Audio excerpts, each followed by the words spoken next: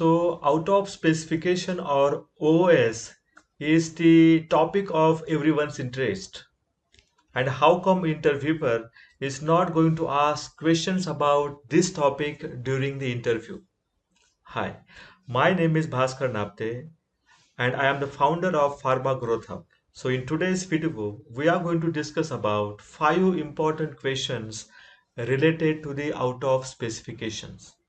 So how to answer these questions during the interview is the purpose behind making this video. So what are those questions? Let me zoom in a little so that you will be able to see the screen properly. Okay, and here we go with the very first question. And this question is about, or let me read the question for you. So do we need to raise an OS if OS result is observed during periodic testing during manufacturing?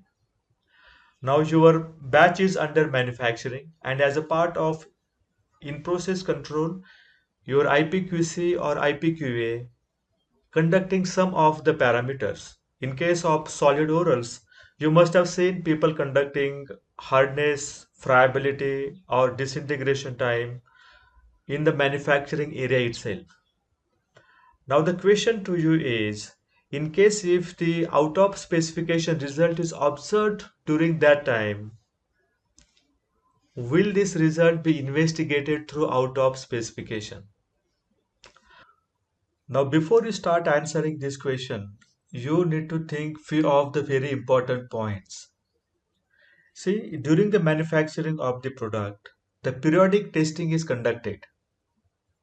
For example, if you are having a manufacturing cycle of 8 hours, you may be withdrawing the sample after every 1 hour. So you will have the 8 different analyses conducted throughout the entire manufacturing.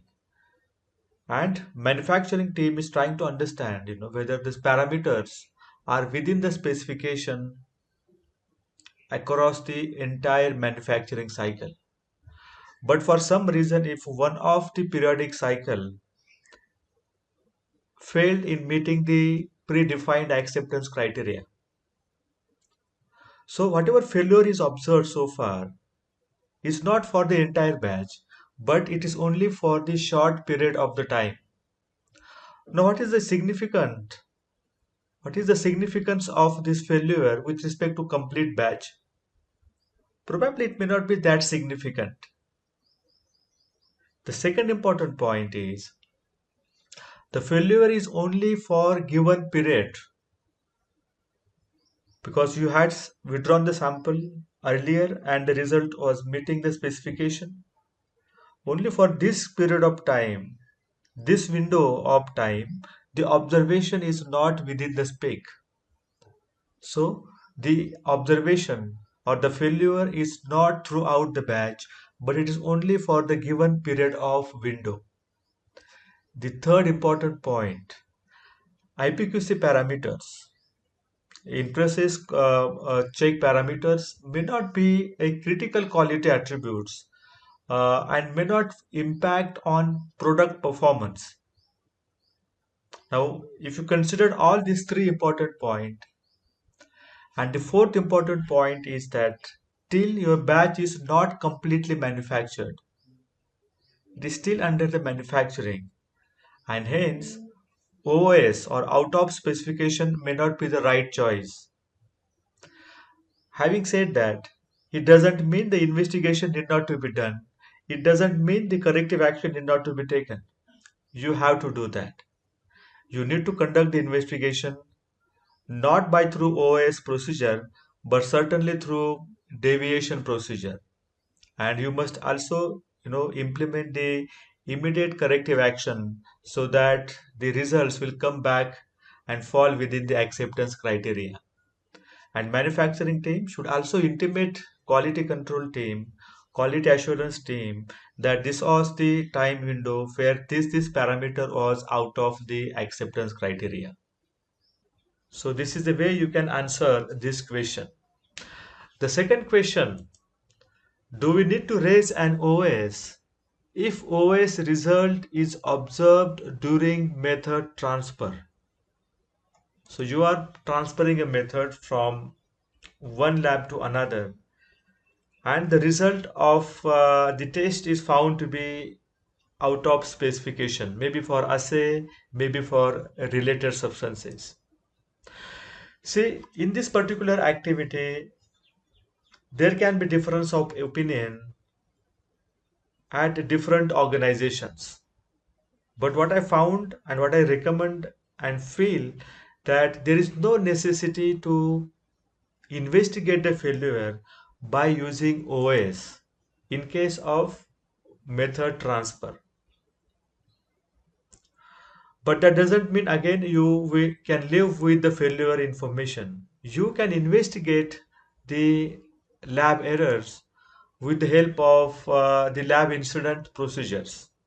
So take the support of lab incident procedure and identify the root cause.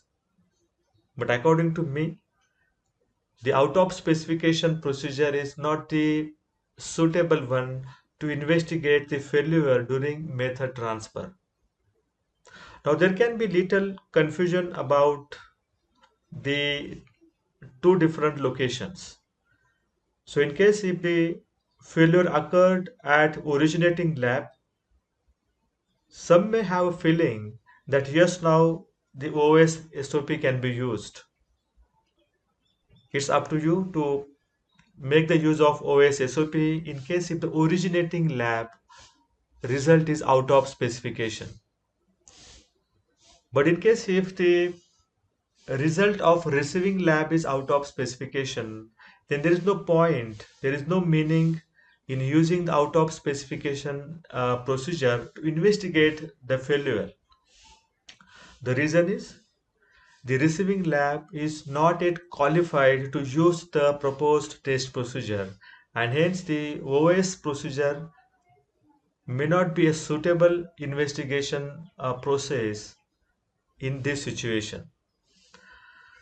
The third question, do we need to raise an OS if OS result is observed during analyst qualification?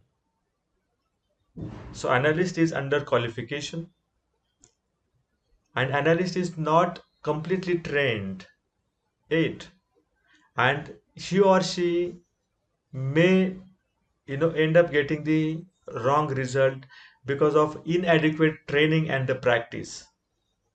So it can be expected during the analyst qualification that the result may go wrong, and hence in case if the out of specification result is observed during analyst qualification, it should not be investigated by the OS procedure. Rather, you can investigate the lab error. You can identify the root cause behind such kind of result by lab incident procedure. I hope you agree with me. And these all questions are generally not discussed in the guideline, but they are very important as far as your interview is concerned. The fourth question, do we need to raise an OS if OS result is observed for vendor evaluation samples? So you are getting a raw material sample from multiple vendors, and you are responsible to understand whether the sample is meeting the specification is suitable for your process. Now see, the sample is received by you.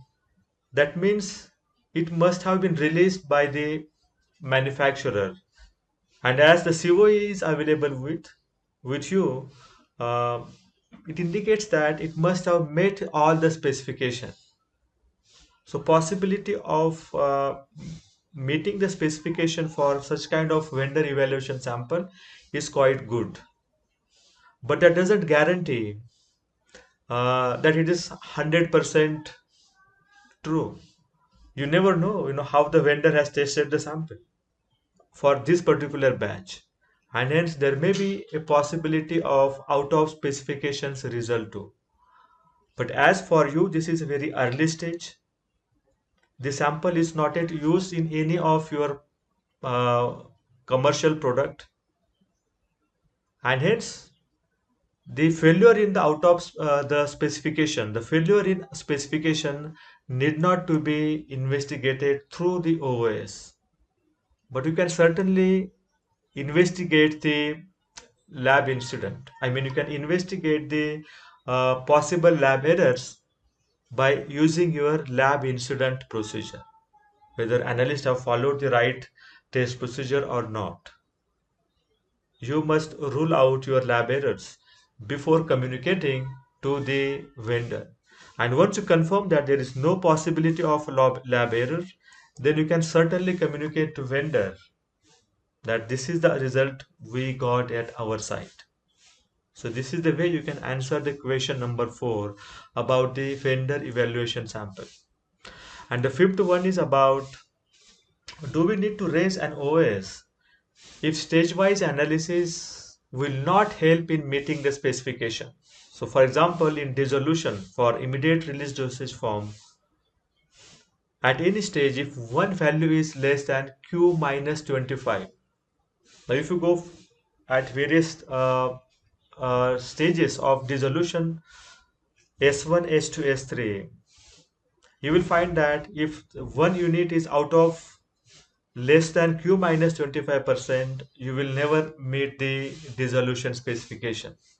But if you found that one unit itself is less than Q minus 25% at S1 stage itself, so going through S2, going through S3 doesn't make any sense, because anyway your product is not going to meet the specification, and hence such kind of observation needs to be investigated through the OOS, because the stage wise analysis is also not going to support in meeting the specification. I hope you must have got some interesting views on answering the nerve-wracking questions onto the OS. And if you want to receive such kind of very interesting information, you can join the Pharma Growth Hub by clicking the link below. Thank you so much.